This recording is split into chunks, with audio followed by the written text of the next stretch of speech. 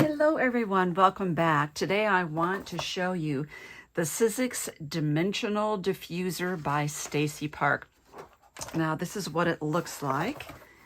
And I was given this through Creativation and I want to show you how this works.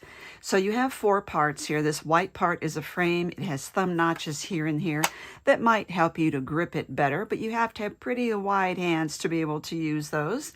It has this, which is a diffuser insert, and this is the diffuser plate that has the hole in it. It slides out to the side, and this is your base plate. Now, on this frame, you've got 2 grooves on either side. So either way it works. It's not unidirectional. Your base plate basically can just stay in here. It doesn't really need to come out. But if for some reason you have taken it out, feel the dotted rough edge there and put that in your top till it clicks twice. You see little notches there, and flip it upside down so it's on the bottom now. So this is made to work with Sizzix 3D embossing folders.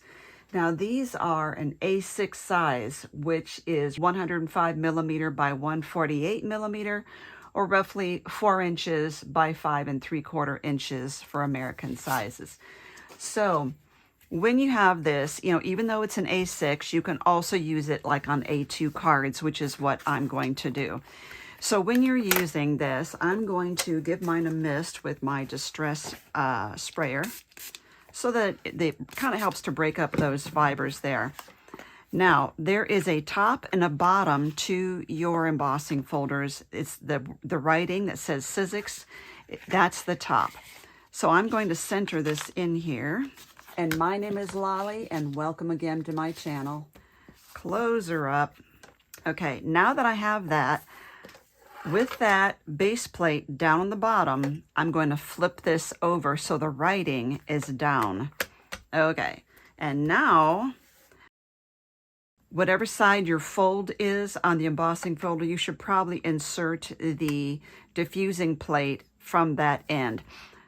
Get those rough bumps right there on top, thread it through, and slide it in till it clicks. Now, first click, it's not even going to really be hitting the embossing folder.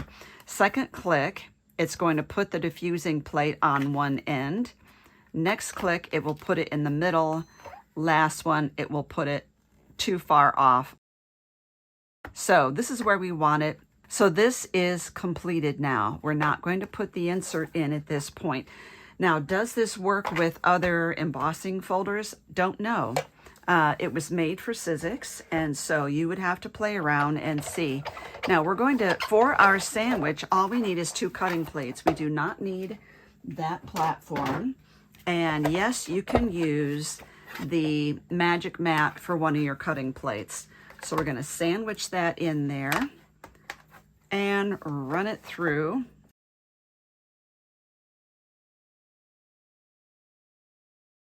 Now, when we pull this out, you can grab this if you want. I find it's just easier to push the plate with one thumb and pull it with the other.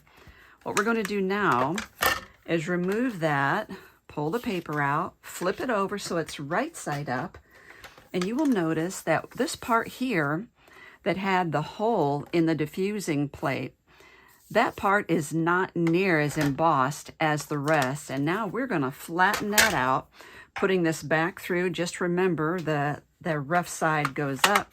And you'll notice your paper slides around. So put your fingers in there, line it up. Now if you want, you can use the grid on your paper or your mat underneath to help line that up. Once you get it where you want it, you need to just drop this in. Try to put it in straight or it will slide your paper. Whoops. Okay, now I'm going to carefully put that on there and pinch that down to hold that paper in place. Now when I put this through, I'm going to have a speed bump because that diffuser insert that's in there is going to hit the roller all at once. You hear that? Now I'm going to back up. You don't need to run it all the way through because the only thing we're doing is running it over that insert. Flip it upside down. Okay, and slide that out. And there's your paper. So you can see the base plate never did come out. Now there are other shapes of diffusing plates and inserts that you can get, but this is the basic kit.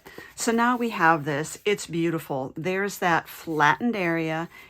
It's a focal point in the middle of all this. Now you could rotate your card around this way if you want.